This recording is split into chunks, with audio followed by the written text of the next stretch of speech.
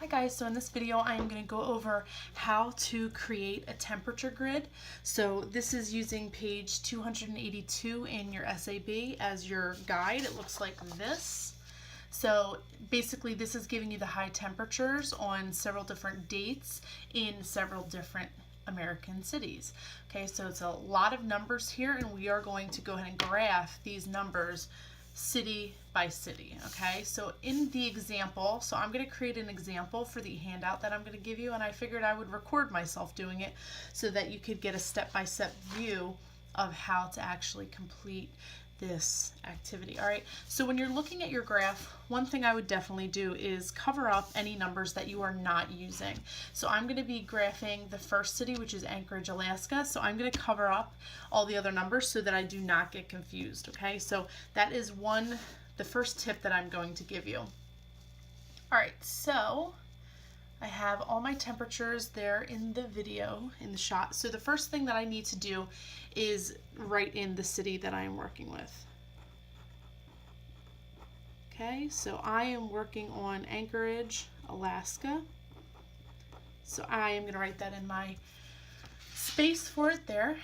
Okay, and then I'm going to go ahead and get started. So I'm going to start with September 9th, which we can see here was 59 degrees. So I can also see here that my temperatures only go up by tens. So in order to graph 59, I can't put it exactly on one of these lines. I'm going to have to put it just below the 60. So I'm going to zoom in a little bit there. So again, on September 9th, it was 59 degrees. So I'm using a pen, by the way, but I'm only using a pen so that it's dark enough for you to see in the video. You should always use a pencil when doing this.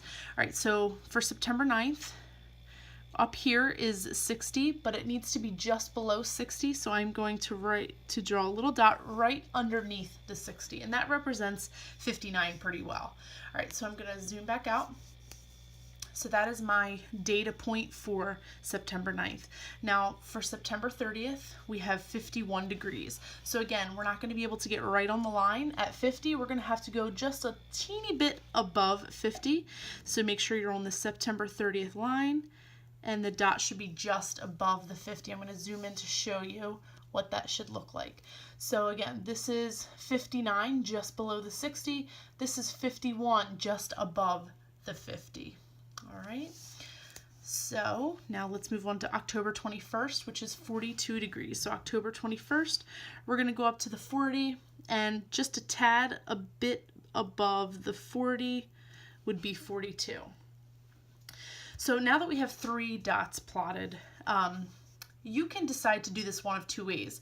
In the end, you will have to connect all of these dots in a row. You can choose to do it as you go, or you can do it all at the end. I like to do it all at the end because you have to use a ruler for this. The lines have to be exact and precise. So in order to do them in between each dot, you would have to go through, plot the dot, then get your ruler out. So I like to kind of do the line all at the end because I just use my ruler once.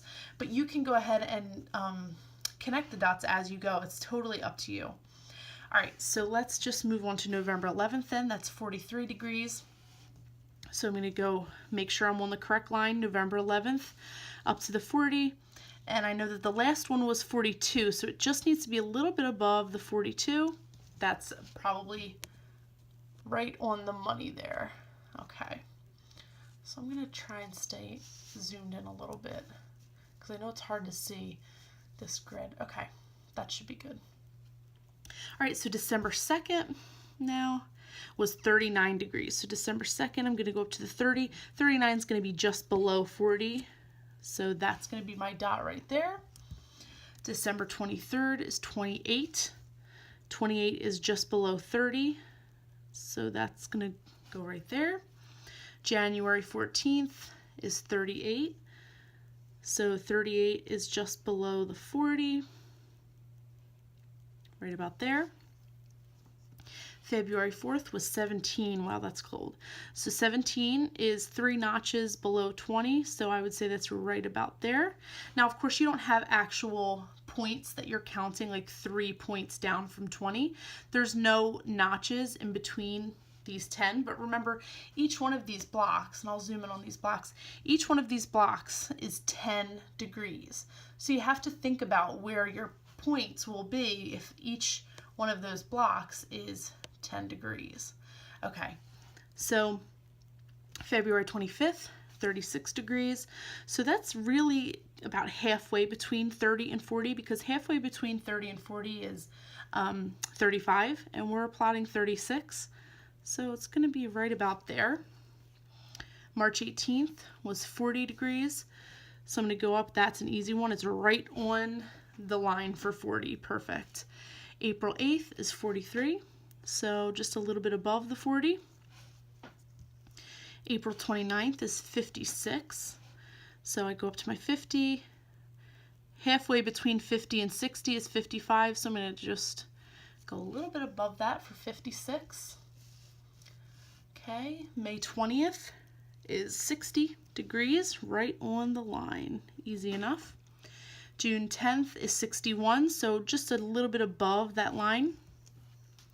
July 1st is 65, so that's going to be exactly halfway between 60 and 70. Sorry, between 60 and 70, so right about there. July 22nd is 69 degrees, so that is just below the 70. Okay, August 12th is 70 degrees. That's an easy one, right on the line for 70.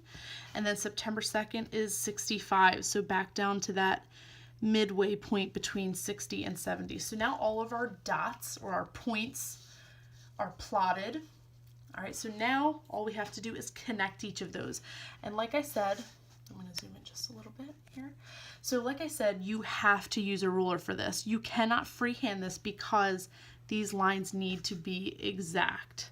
So what I like to do when I'm using a ruler in this case is I like to try and find the midway point on the dot, each dot, line them up the best that I can. It's not always going to be perfect, but you can at least try to get it as close as possible.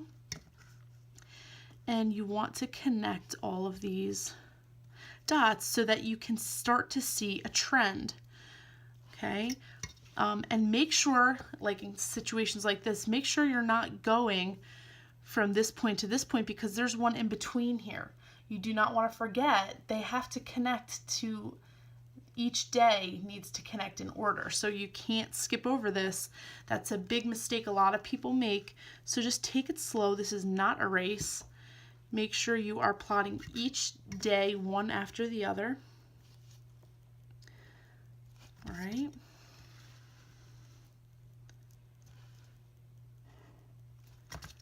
I use data graphs like this all the time, especially when I'm doing behavior therapy, when I'm working with kids who have certain behaviors that I track. For example, throwing tantrums. If I take data on how many tantrums they throw during one session. Remember, I work with children that have severe autism, so that's common for them, throwing tantrums. And so I will take data on, you know, how often they have tantrums or other types of behaviors. And then we graph it just like this. So we're able to see, you know, he seems to have more tantrums on Mondays rather than Fridays, or in these certain situations, on these certain days, we're finding that he's having more tantrums than other days. And so these kinds of graphs really give you a good glimpse of the different, in this case, obviously it's temperatures, but you can take data on almost anything and begin to see trends. So you can see, this is what I mean by a trend. This is a downward trend. So you can see from September to February, the temperatures are dropping, except for, it looks like January 14th, it was unusually a little bit warmer than it should have been. And then from February up to September, the temperatures just increase. They go all the way up to the 70s. So this, putting that line in there in place, really helps you to see what the trend is, or, you know, what you can notice at different times of the year. And like I said, you can take data on all kinds of things. This just happens to be one example where we're working with temperatures and dates in certain cities, okay? So this is your example. Now what you want to do is go ahead and work on the bottom half of this page with the next city, which is going to be Honolulu, Hawaii. And I'm going to make an inference here and assume that it's probably going to be much warmer temperatures. So your temperatures are probably going to be more in this range, where in Alaska they were much lower. So that's just a little prediction I have for Honolulu, but you can go ahead and plot that data and find out if I'm right, and then you can continue with the rest of the cities as well. All right, good luck.